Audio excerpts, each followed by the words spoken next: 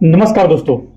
आज हम एक इतिहास बनती हुई राजनीतिक ड्रामा की बात करने जा रहे हैं। बांग्लादेश की पूर्व प्रधानमंत्री शेख हसीना, जिन पर अब क्राइम्स अगेंस्ट ह्यूमैनिटी का आरोप लगाकर उन्हें मृत्युदंड की सजा सुनाई गई है। यह सिर्फ एक मामला नहीं है, यह सवाल है, क्या यह साजिश है, राजनीतिक बदला है या कानून का ट्राइब्यूनल? कौन उन्हें मिटाने की कोशिश कर रहा है और क्यों? चलिए आज की कहानी में हम यही बात करने वाले हैं।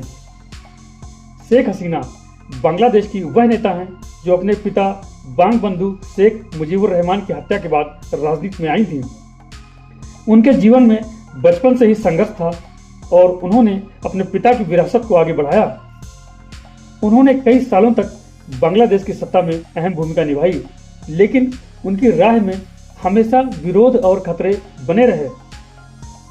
हसीना पर पहले भी कई हमले हुए और उन्हें बार बार मौत के खतरे का सामना करना पड़ा। उनकी जीवन यात्रा सिर्फ राजनीति तक सीमित नहीं रही, यह जीने और बचने की संघर्ष की कहानी है। उनके राजनीतिक विरोधी, कट्टरपंथी और कुछ भीतर घोषित ताकतों ने उन्हें एक आसान निशाना मान लिया। 21 अगस्त 2004 को एक रैली के दौरान ग्रेनेड बम धमाके हुए। हसीना को वहां अपनी स्पीच देनी थी। उस हमले में दर्जनों लोग मारे गए, सैकड़ों घायल हुए और यह बांग्लादेश की राजनीति में एक बड़ा मोड़ बन गया। यह हमला हसीना के लिए सिर्फ खतरा नहीं था, यह उनके व्यक्तित्व और सत्ता के लिए चुनौती था। दरअसल हसीना ने एक चरमपंथ को दबाने में शक्ति दिखाई, जिसे कट्टरपंथी समूह उनसे नाराज हो गए थे। उन्होंने वार क्राइम ट्राइब्यूनल को सशक्त किया, खासकर 1971 के युद्ध अपराधियों के दोषियों के खिलाफ। भारत बांग्लादेश के करीबी रिश्ते भी उनकी राजनीतिक छवि को और विवादित बनाते रहे। विपक्षी पार्टियां और पुरानी राजनीतिक रुझान उन्हें एक चुनौती के रूप में देखते हैं। आज का बड़ा मोड़ यानी मृत्युदंड। आज 17 नवंबर 2025 बांग्लादेश की एक विशेष अदालत इंटरनेशनल क्राइम्स ट्राइब्यूनल ने हसीना को क्राइम्स अगेंस्ट ह्यूमैनिटी का दोषी माना है। कोर्ट ने कहा उन्होंने छात्र नियंत्रित प्रदर्शन जुलाई-अगस्त 2024 पर क्रूर कार्रवाई का आदेश दिया था। ड्रोन, हेलीकॉप्टर और घातक हथियारों के इस्तेमाल का निर्देशन भी किया। 3 महत्वपूर्ण आरोपों में उन्हें दोषी ठहराया गया। नंबर 1, उकसाने का आदेश देना यानी इंसाइटमेंट। नंबर 2, हत्या का आदेश देना, ऑर्डरिंग किलिंग्स। नंबर 3, हानिकारक घटनाओं को रोकने में विफलता यानी फेलियर टू प्रिवेंट एट्रोसिटीज।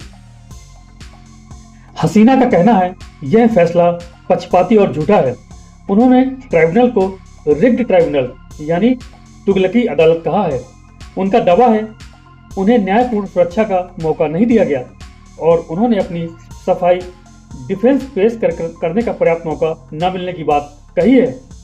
उनका आरोप है यह पूरा मुकदमा राजनीतिक उद्देश्य से चलाया गया ताकि उनके और उनकी पार्टी अवामी लीग को कमजोर किया जाए। लेकिन दूसरी ओर ट्राइब्यूनल के अधिकारियों का दावा है कि सबूत मजबूत हैं, रिकॉर्डेड कॉल, आदेश और बेहद गंभीर कार्रवाई के तार सामने आ चुके हैं।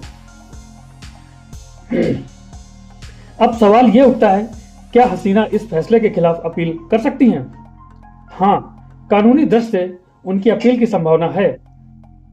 ट्राइब्यूनल के फैसले को सर्वोच्च न्यायालय यानी सुप्रीम कोर्ट में चुनौती दी जा सकती है। लेकिन बड़ी दिक्कत यह है कि यह फैसला उनकी अनुपस्थिति में सुनाया गया है, क्योंकि हसीना वर्तमान में भारत में है। कुछ वकील और न्यायविद कहते हैं कि बागी यानी फगिटिव होने की स्थिति में उनकी अपील सीमित हो सकती है, क्योंकि उन्हें पहले गिरफ्तार होना या आत्मसमर्पण करना पड़ सकता है। इस फैसले ने बांग्लादेश की राजनीति में भूचाल ला दिया है। उनके समर्थक इसे राजनीतिक उत्पीड़न कह रहे हैं, वहीं विरोधी इसे लोकतंत्र और जिम्मेदारी का विजय बता रहे हैं, क्योंकि छात्रों की मौत के लिए हसीना को जिम्मेदार माना गया है। अंतर्राष्ट्रीय प्रतिक्रिया भी मिलीजुली है। कुछ मानवाधिकार समूहों ने ट्राइब्यूनल की निष्पक्षता पर सवाल उठाया है।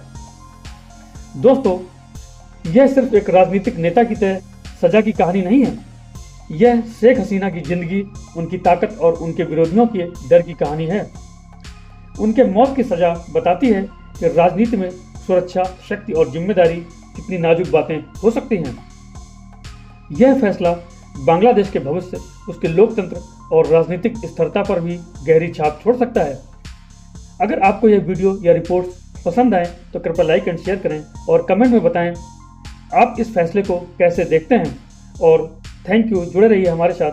थैंक यू सो मच, क्योंकि यह कहानी अभी शुरू हुई है, अभी बहुत कुछ घटनाक्रम बाकी है। Thank you so much.